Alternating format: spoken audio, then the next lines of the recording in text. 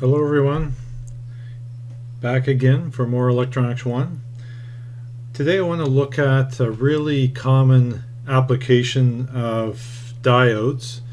Kind of jumping ahead a little bit in the material with respect to how it's covered in the textbook, but I think it's important to see applications early on so we can appreciate the value of things like diodes. Okay, and the specific application I'm going to look at is called rectification. Okay, and this is extremely common diode application.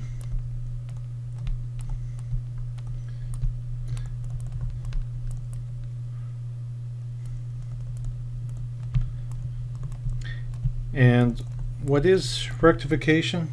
Well, rectification takes a bidirectional current and changes it into a unidirectional current.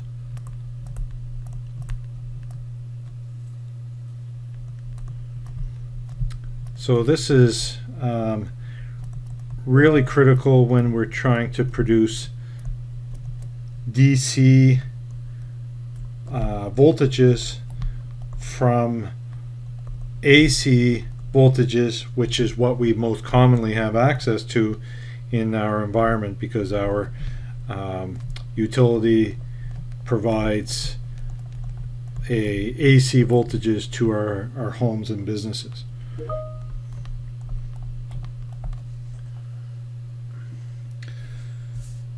So let's start by just looking at just a simple resistive circuit that's connected to an AC source. So if I have a resistor connected to an AC source and I have an input voltage here that is sinusoidal, let's define it as with some peak and frequency. So in this case, my voltage that is delivered to my load, let's call this VL, and we'll call this RL, my load resistance. My voltage that appears across my resistor is going to be sinusoidal. Let me fix up my plot here a little bit.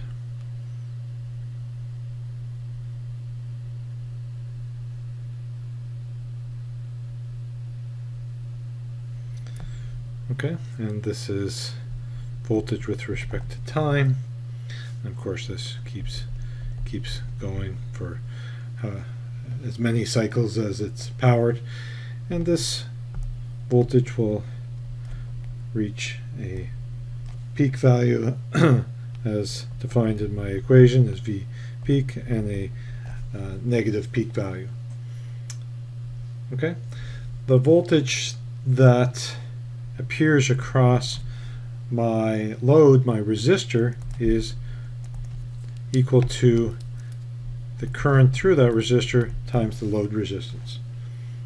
Okay, and just through observation, and if we know anything about a sinusoid, we'll note that the DC component, or the average component of this voltage, is 0. Right? There is no average. It is positive as much as it's negative, so we have a 0 average.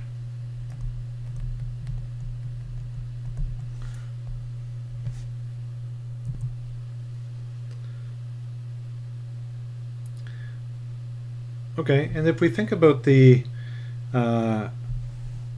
current flow, maybe in a little bit of an unconventional sense, but if I define the current flowing in this direction as current flowing into the resistor, so call this IF, and I think of the current, if it's flowing this way, as flowing out of the resistor, then during this positive half cycle, I have this current IF flowing, which again we might think of as flowing into RL, and on this negative half cycle I have this current IR flowing, which IR flowing in the reverse direction. So I might think of this as out of RL. Okay, so the main, I guess, takeaway from this here is that I have bidirectional flow of current. Right? Not really surprising, having addressed in last class that a resistor is a linear device but also a bidirectional device. Allows current to flow equally well in either direction. Okay, let's bring a diode into the picture and look at how the circuit behaves when we put a diode in series. Okay, so take my AC source,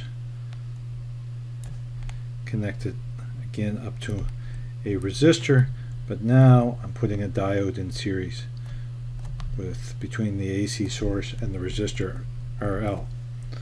Okay, and this is the same voltage Vn that I defined before, sinusoidal voltage. Okay, so I'm going to define the direction of voltage across the drop across the diode in that direction, like we always do with the diode. Okay, and let's plot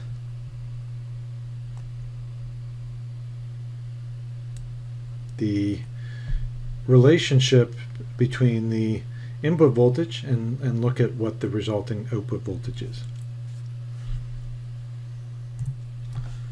Okay, so the input voltage is sinusoidal again. Okay, and it'll have a peak equal to Vp. Okay.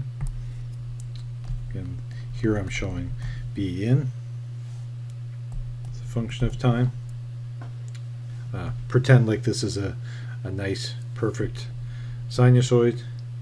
And if I, on a separate graph here, show the voltage at the load, and let me split these plots up into quadrants here, that for the positive and negative half cycles. Okay, so the voltage delivered to the load will, on the positive half cycle, when we have a forward bias across the diode, my voltage will all appear across the load. My diode, again, we're treating this diode like an ideal diode, so it's like a perfect switch that's closed, no resistance. So all the voltage drop is across the load resistor, so I get V peak delivered to the load resistor. But when the diode is in its negative cycle, so this is when the diode is forward bias, when it's reverse bias during this negative cycle, my voltage that appears to the load is 0. Why? Because my diode appears like an open circuit and all the voltage is dropped across the diode. And then when I get to the positive half cycle again, I get my voltage entire positive half cycle being applied across my load again. This is a horrible sinusoid here, but you get the idea. Okay, so a few takeaways here. Okay, so let's kind of label these quadrants here. Maybe I'll label them green here. This is during the forward bias region. My voltage appears across my load. During the reverse bias region, none of the voltage makes its way to the load, and so on. Right? This is going to repeat as long as the sinusoid is active. A couple other notes here. We'll note that we, defining current as in and out again, we see that we only get current into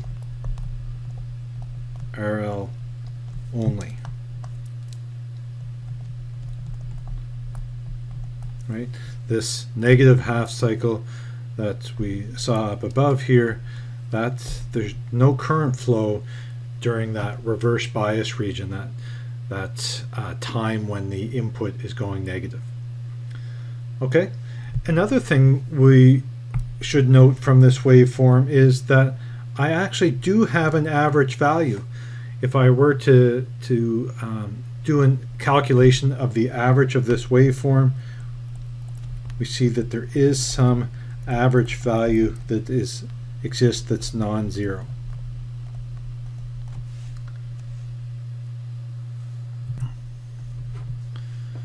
In fact, the average here of a half wave rectified waveform is approximately 0.318 times the peak voltage.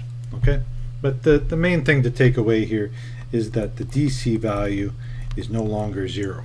So we now have some average DC value, and if we're trying to produce a DC output, this of course is going to be highly beneficial.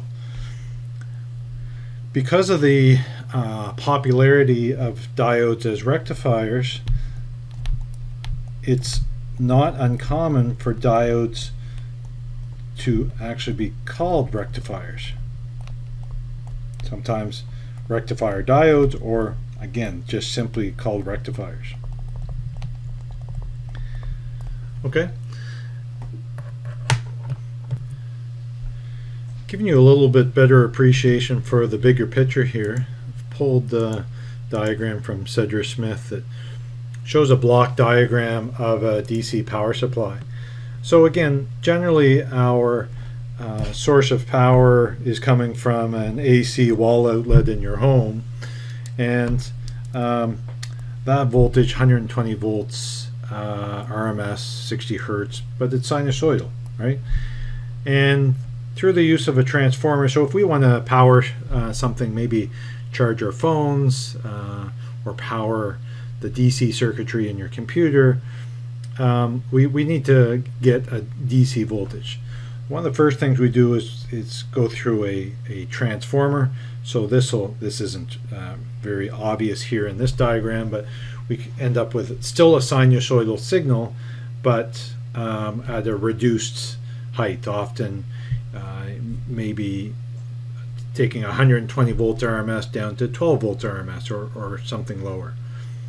From there's where our rectifier comes in. So a rectifier can take this AC waveform and turn it into a rectified waveform that has only positive peaks and now has some positive DC value.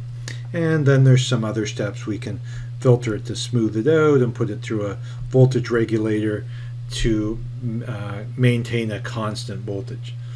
One thing you might note here is that this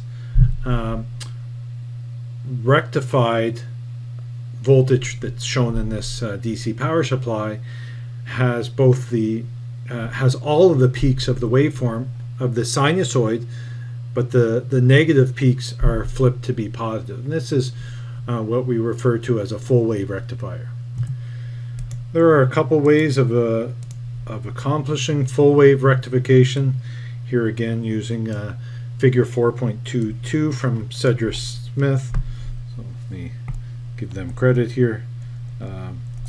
This is figure 4.22 from Cedar-Smith.